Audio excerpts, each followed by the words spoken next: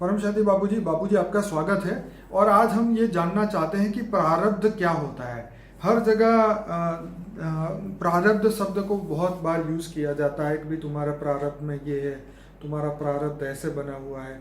अब ये जानना चाहते हैं कि आत्मा बनी तब प्रारब्ध बना, शरीर बना तब प्रारब्ध बना, या जन्म लिया तब प्रारब्ध बना, ये बताइए। देखो, हमारे ब्रह्मांड में जब आत्माएं बनना शुरू हुई ना, ब्रह्मा द्वारा सर्जन शुरू हुआ जी। तब आत्माओं का पहले तो ब्रह्मा द्वारा जो सर्जन हुआ तो हाई क्वालिटी आत्माएं थी, फिर वो भी सर्जन करती गई।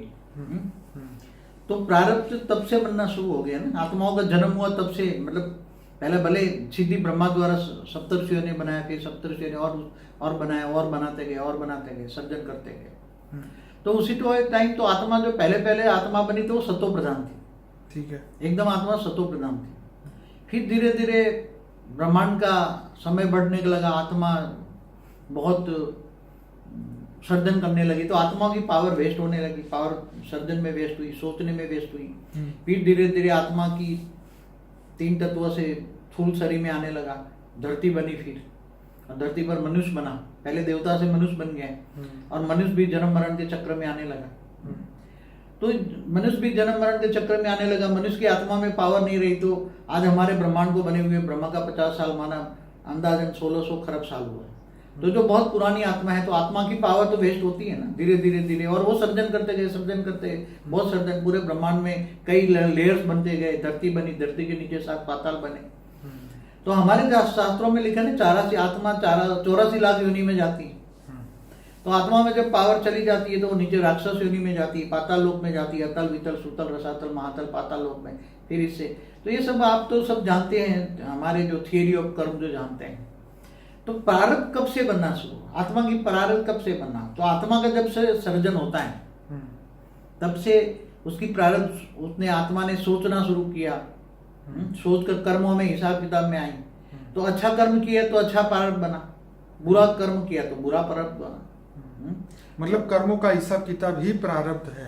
प्रारब्ध मिलता है, मतलब जो ये कोई कहता है ना कि ये लड़का तुम्हारा अच्छा प्रारब्ध लेकर जन्मा हुआ है, कहीं नहीं। वो ज्योतिषियों के पास जाते हैं ना, तो वो कुंडली के हिसाब से बताते हैं। मगर ये सब कुछ आजकल फैल हो चुका है, एस्ट्रोलॉजी बहुत पुराना शास्त्र हो गया, अब वो सब कुछ भी नहीं, इसमें गलती है सब। मगर प्रारब्ध की बात करेंगे आज। चलो, प्रारब्ध आत्मा कैसे बनाता है? आज समझो कि पहले प्रारब्ध बना के निकले, चलो अगले जन्म का प्रारब्ध इस जन्म में बनाते। क्या करते थे?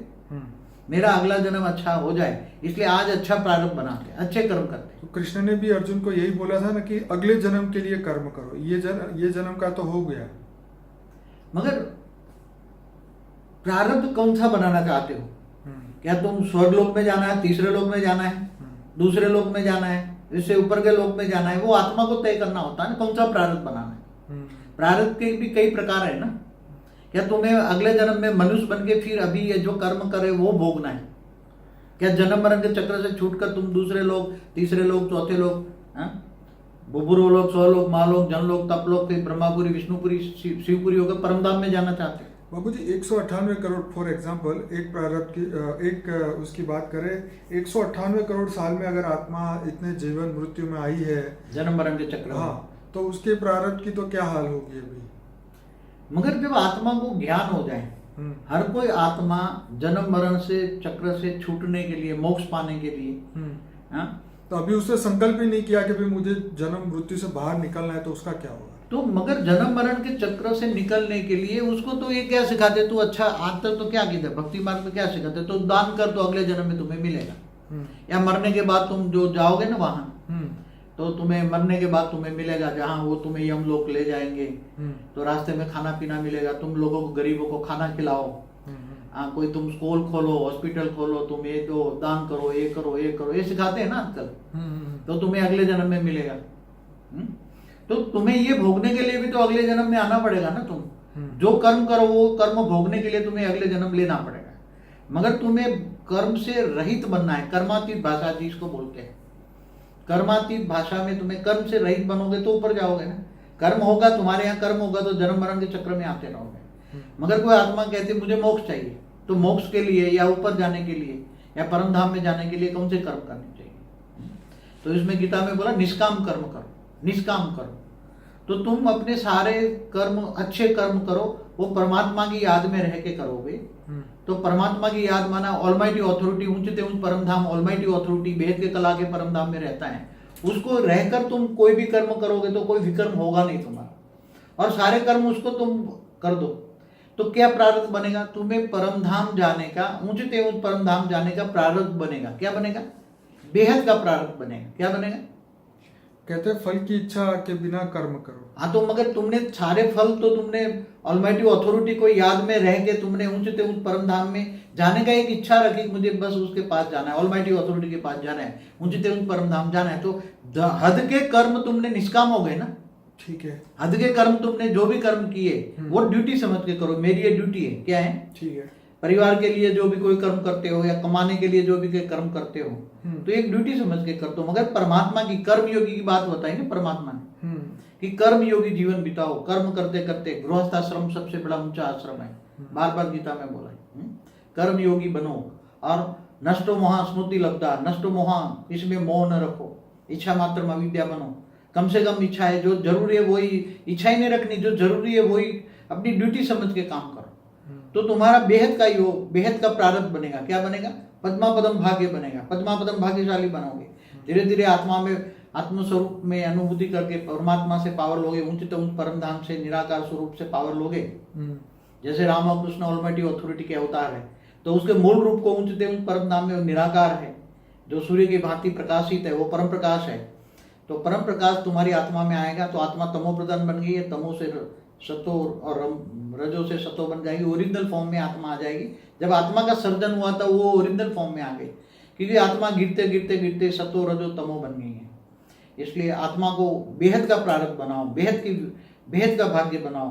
प्रारब्ध माना भाग्य, तो बेहद का भाग्य बनाओ। अभी तो भाग्य बनाने के लिए बहुत थियरी ऑफ कर्म हमारी वीडियो बनी हुई है, मगर अब थियरी ऑफ कर्म तो बहुत सब जानते ही हैं, मैं समझता हूँ। अच्छा आप करोगे, मगर अभी ये हद के कर्मों में मत फंसो।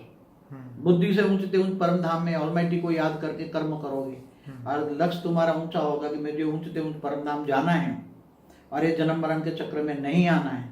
तो और आत्मा में पावर चाहिए, आत्मा में तमो प्रदान आ गई है तो आत्मा में पावर चाहिए।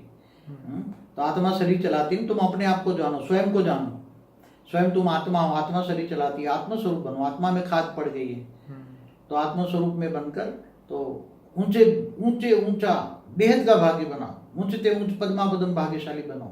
ये पद्मापदम भाव और परम शांति के साथ में वाइब्रेशन फैलाओ, तो दूसरे वालों को भी परम शांति वाइब्रेशन फैलोगे। खाते बैठते हर वक्त आत्मस्वरूप में रहकर परम शांति के वाइब्रेशन डालो, परम शांति चारों ओर फैल जाएगी तो लोगों को भी परम शांति के वाइब्रेशन टच होगे।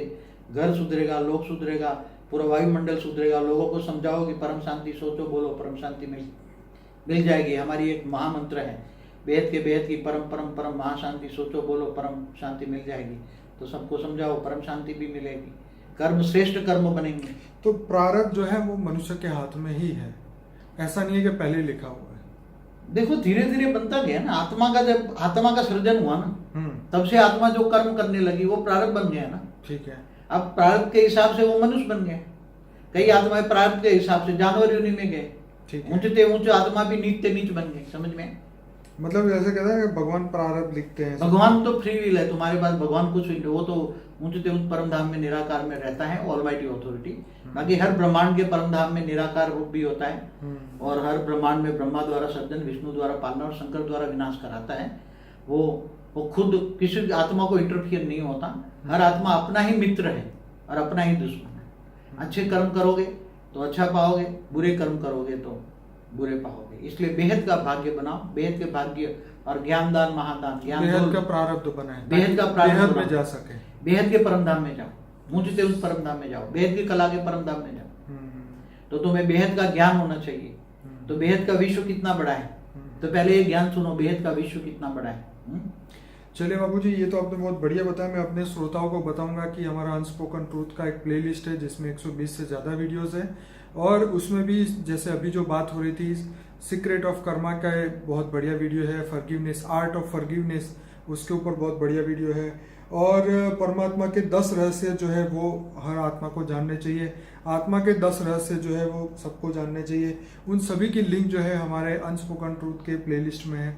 और एक हमारा ऐप भी है जो आप जरूर से अगर गूगल स्टोर में जाके बापूजी दशरथ भाई पटेल लिखेंगे वो ऐप मिल जाएगा, आप उसको डाउनलोड करिए। उससे जो है आपको हर वीडियो की लिंक मिल जाएगी, हर प्लेलिस्ट की लिंक मिल जाएगी, फेसबुक का कांटेक्ट मिल जाएगा, वेबसाइट का कांटेक्ट मिल जाएगा। और हमारा ये मंत्र जो बापूजी ने बताया उसका भी वहाँ पे डाउनलोड करने का फैसिलिटी दिया है। ई बुक हमारी 2 रखी है फ्री में, वो भी आप वहाँ से डाउनलोड कर सकते हैं। साथ में ये सभी चीज़ हमारे परमशांति.org वेबसाइट पर भी है, तो कृपया ये सभी वेबसाइटों को सर्च करते रहें, नए अपडेट वहाँ से आपको मिलते रहेंगे। हमारे चैनल को सब्सक्राइब करना ना भूलें क्योंकि यहाँ आपको बहुत सारे वीडियोस अपलोड होते ही रहते हैं। तो इस वीडियो को लाइक करें, शेयर करें, कमेंट करें। बापूजी आपका बहुत बहुत धन्यवाद। परम शांति। परम शांति।